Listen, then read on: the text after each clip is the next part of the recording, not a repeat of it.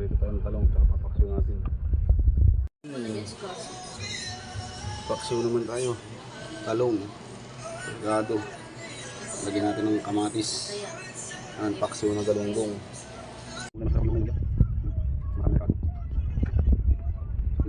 Ating may kamatis na, lagyan natin ating galunggong.